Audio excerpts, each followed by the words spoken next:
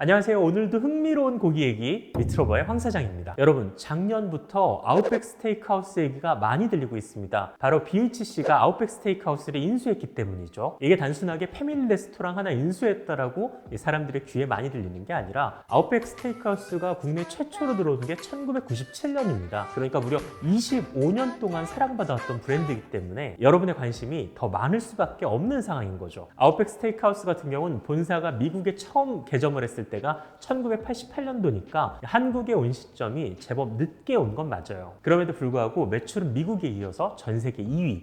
제법 높죠. 짧게 알아두시면 좋은 게 아웃백은 호주의 오지라는 의미입니다. 그리고 인테리어가 호주풍으로 되어 있는데 실제로는 미국 기업이고 창업자들도 모두 미국인이라고 합니다. 1997년 한국에 진출한 아웃백의 모기업인 블루밍 브랜즈 인터내셔널은 2000년대를 정점으로 점점 기울어가던 패밀리 레스토랑 사업의 한계를 느껴 2016년 아웃백 코리아를 570억의 스카이레이크라는 사모펀드에 매각을 합니다. 그런데 인수를 한 곳이 외식업 업체도 아니고 사모펀드라고 하니까 사람들이 많이 걱정을 했습니다. 이거 잘 운영할 수 있겠어? 이렇게 말이죠. 그런데 예상을 뛰어넘고 이 아웃백만 나름 승승장구하게 됩니다. 공격적인 마케팅을 했어요. 그리고 프리미엄 제품들을 취급하게 됐고 전부 다 직영점인 만큼 그 효과가 바로 반영되는 구조로 운영이 됐습니다. 결과적으로 1세대 브랜드 중에서 이 아웃백만 사실상 살아남았다고 볼 수가 있습니다. 아웃백 같은 경우는 전부 다 직영점이기 때문에 이런 효율적인 관리가 그대로 영향을 끼쳤고 또 배달 산업에도 진출을 했어요. 그래서 매각을 했을 때의 2배인 연 4천억 정도의 매출을 작년에 냈다고 합니다.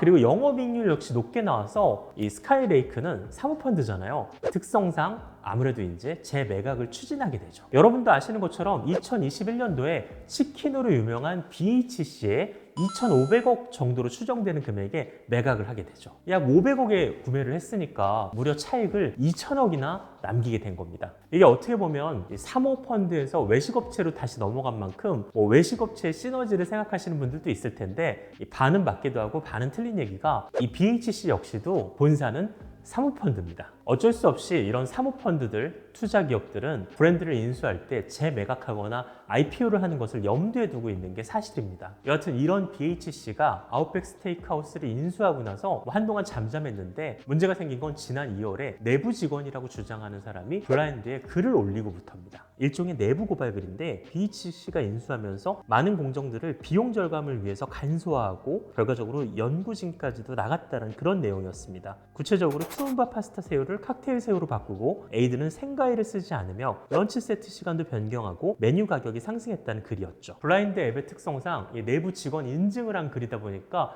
사람들한테 화제가 어느 정도 됐고 저 역시도 그걸 보고 정말 그런 거 아닐까라고 생각을 하게 됐습니다. 어쨌거나 이후에 본사가 이 내용이 사실과 다르다라고 언급을 했지만 일부는 따져보면 사실이거든요. 가격이 인상됐고 감자튀김이 치즈 스틱으로 교체됐고 생과일 주스가 살균 과정을 거친 주스로 변경되었다고 하니까요. 여하튼 이런 글이 올라온 이상 사람들은 의심의 눈으로 지금 아웃백을 보고 있을 수뿐이 없는 상황이 된 겁니다. 만약 이 방송을 보고 계신 분 중에서 그거 루머로 판명된 거 아니에요 라고 하시는 분들이 있을 수 있는데 그건 좀 사실과 다릅니다. 최근에 악성 루머를 법적 대응하겠다고 하며 사실 이 글이 아웃백에 안 가본 사람이 올린 글이라고 적극 언론 보도한 것은 이 최초의 블라인드 앱에 올라온 글이 아니라 DC 인사이드에 글을 올린 취준생의 글을 대상으로 하고 있습니다. 그러니까 키워드만 보면 게시글, 거짓말, 취준생, 아웃백에 한 번도 안 가본 사람이 올린 글 이런 내용들을 보도자료로 쭉쭉 올리고 있으니까 이게 마치 최초의 글을 올렸던 블라인드 내용이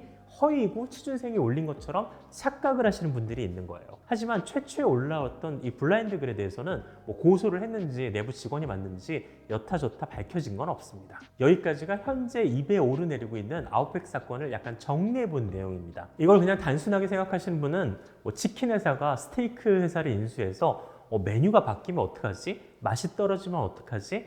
이렇게 해석하실 수도 있는데 사실 아까 전에 말씀드렸다시피 모기업들이 다 사모펀드인 만큼 이 이면을 보면 앞으로 약간 예상해 볼 수 있는 특징들이 있을 수 있습니다. 사실 기업이란 게 어떤 사람이 소유하고 있냐에 따라서 그 속성이 달라질 수 있는데 사모펀드는 특성상 아무래도 이제 최대한의 이익을 내서 눈에 보이는 숫자를 만들어냅니다. 매출이라든지 영업이익 말이죠. 더군다나 BHC는 이 치킨 빅3 중에서도 영업이익이 가장 높은 회사로 알려져 있어요. 예를 들어서 매장이 가장 많은 건 BBQ고 그 다음에 매장당 매출이 가장 높은 건 교촌인데 수익률이 가장 높은 건 BHC입니다. 근데 BHC의 지점들이 수익률이 가장 높다는 얘기가 아니라 본사의 수익률이 약 30%가 넘게 높은 편에 속합니다. 쉽게 얘기하자면 다른 곳들이 수익을 500억 정도 냈다 그러면 이 BHC 본사는 1,300억 정도 냈다고 보시면 됩니다. 어쨌거나 매출이 높은 거는 그걸 좋아하시는 분들이 그 가격이 합당하다고 생각해서 사드시는 거니까요. 그러니까 여기서 황 사장이 뭐가 좋다 나쁘다 저한테 그런 대답을 원하시는 분도 있겠지만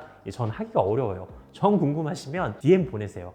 물론 인스타는 안 합니다. 자, 그래서 제가 약속드릴 수 있는 건 사건을 잘 정리하고 이면을 들여다본 만큼 앞으로 아웃백이 어떻게 변화될지 더 좋아질 수도 있잖아요. 그걸 제가 지켜보고 후속 방송을 언젠가 만들도록 하겠습니다. 이렇게 고기를 진지하게 좋아하시는 분들을 위한 채널 미트러버, 여러분의 구독과 좋아요로 운영되고 있습니다. 감사합니다.